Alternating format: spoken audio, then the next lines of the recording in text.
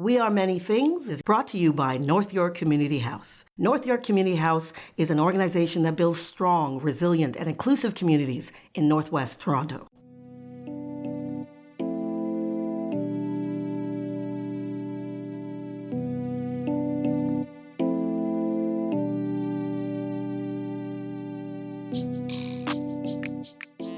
Hello, my name is Sharron, and I am the host of the podcast, We Are Many Things. And this series is premised on the idea that communities are not monoliths, that they are an amalgam of shared and varied histories, traditions, languages, experiences, and so much more. But the labels that are used to describe them rarely capture their greatness. So this podcast aims to create a space where members of various communities can explore their shared and varied experiences and what makes their community wonderfully unique. So this season, we'll be showcasing the richness and the diversity that can be found within the Black community.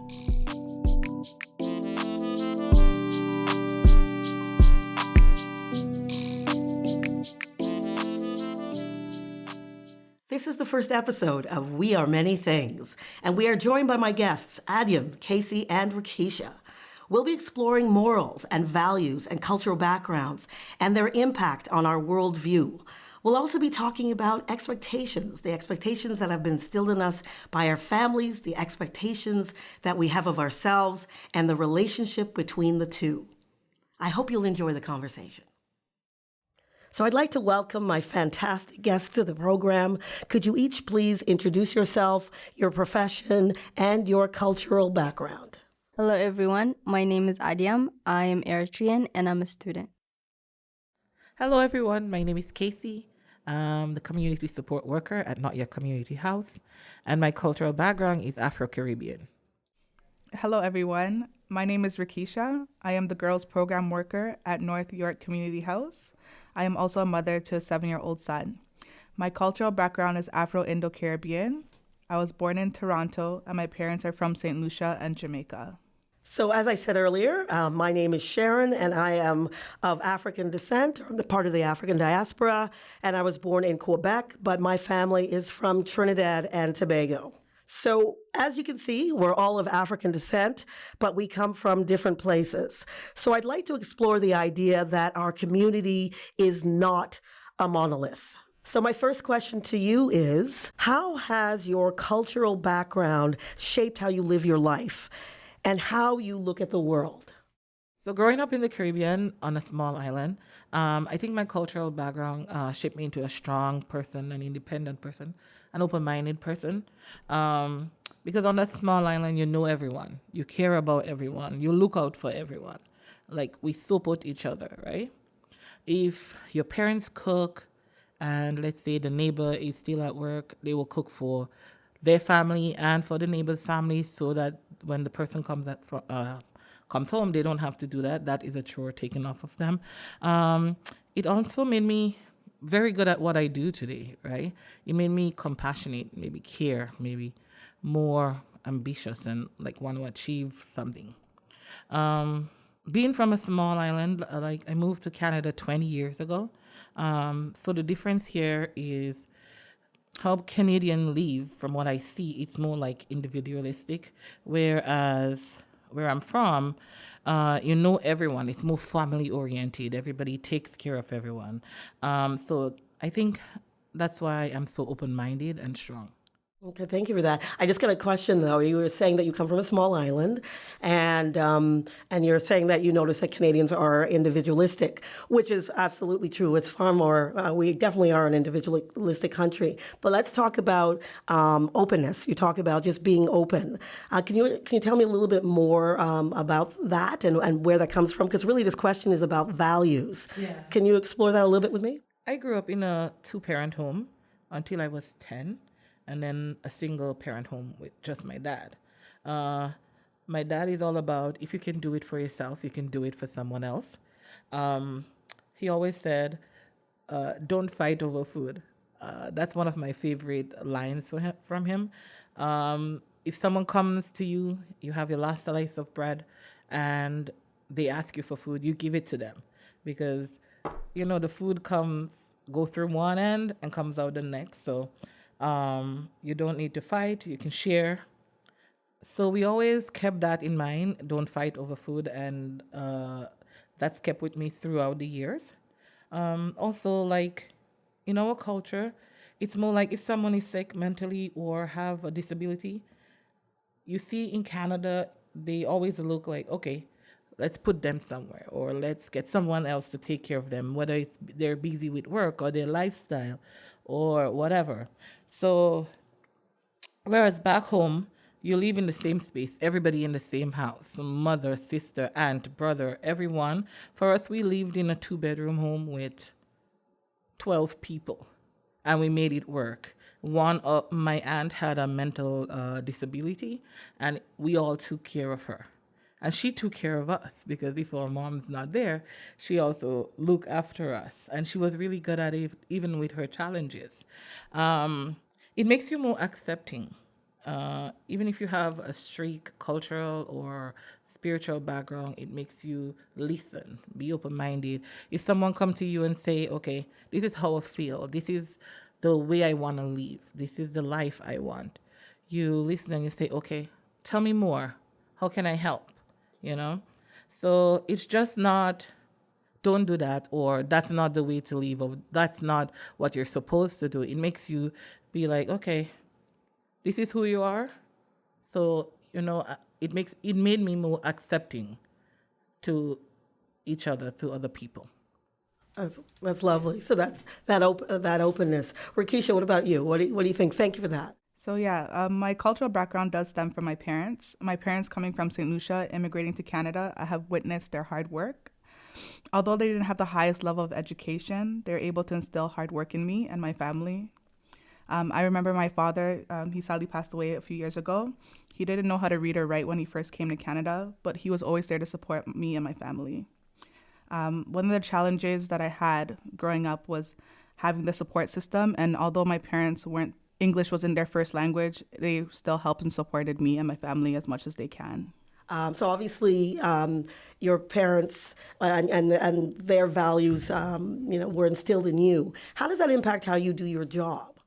Yeah, so as I mentioned, like my parents, they heavily influenced me on the work that I do today. They set high expectations and goals for myself and my family, which made me the person that I am today. I bring that into the work that I do today with the Village Blog Girls program. It allows me to actively listen to them, be a part of them, and also engage in meaningful relationships with them, which I've been doing for the past 8 years. Oh, that's wonderful. Adyam, what about you? How has your cultural background shaped how you live your life and also how you look at the world?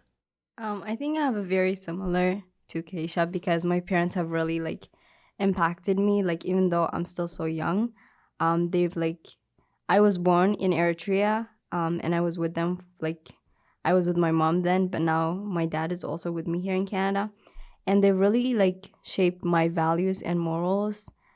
It starts with the little things at home, such as what I eat, how I dress, when I go to church, a lot of stuff. But my dad especially, he has expectations of me, and I love those because he always makes sure that I work hard and that I know what I do, because he's always motivating me, always.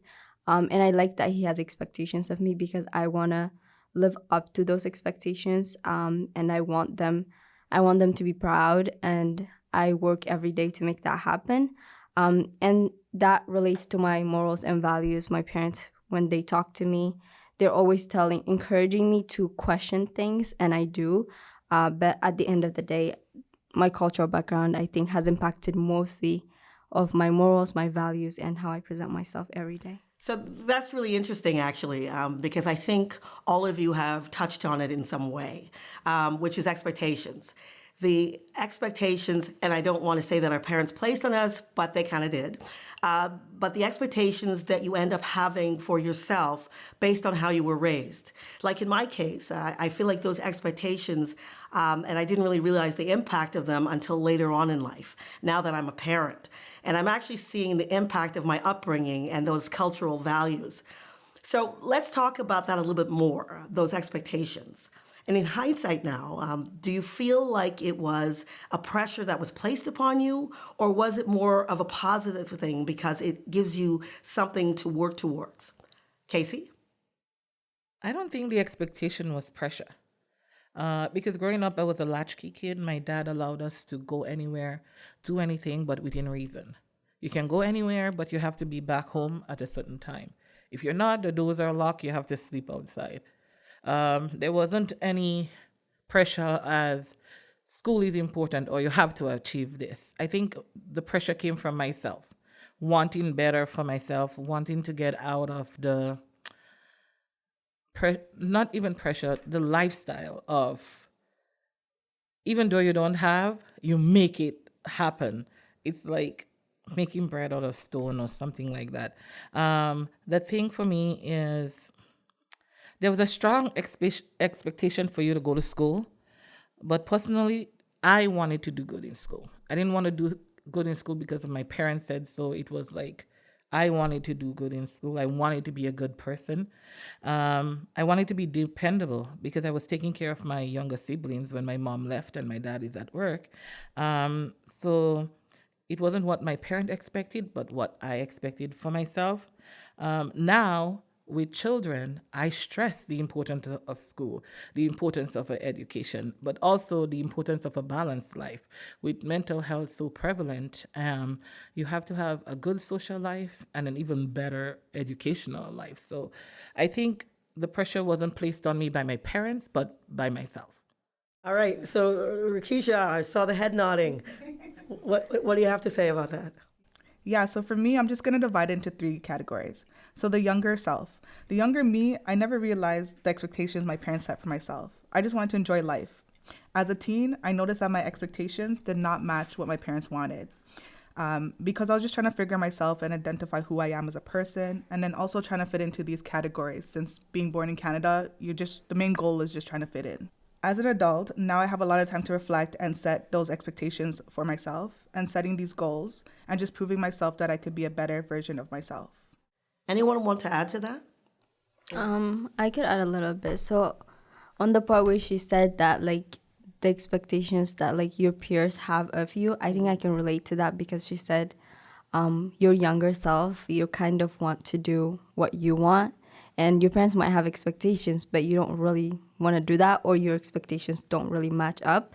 And for me personally, as a teen right now, I just want to follow my parents' expectations because I know they want best for me, and I know that maybe what they want isn't what I want, but most of the time they align together what I want because I don't have the desire to kind of be the same or fit in with people.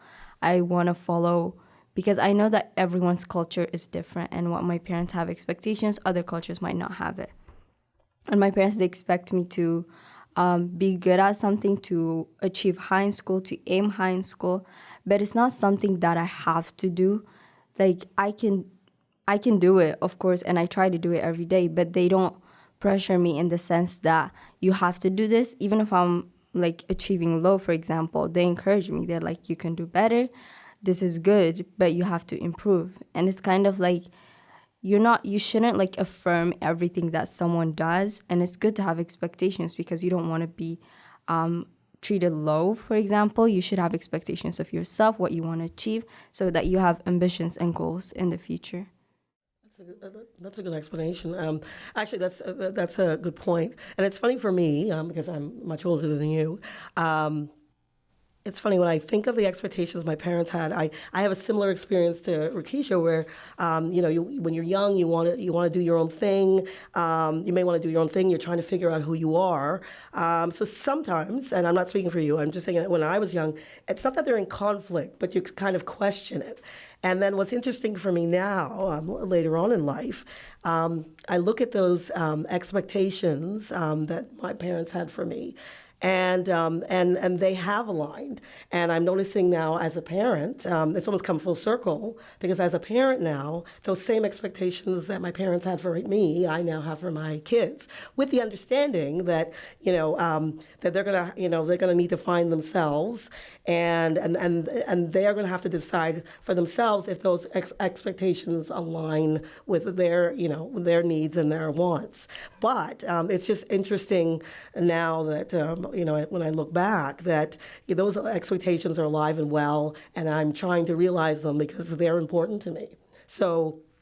So it's interesting how that unfolds.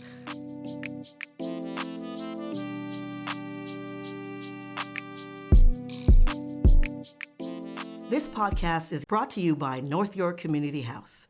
North York Community House builds strong, resilient, and inclusive communities in Northwest Toronto.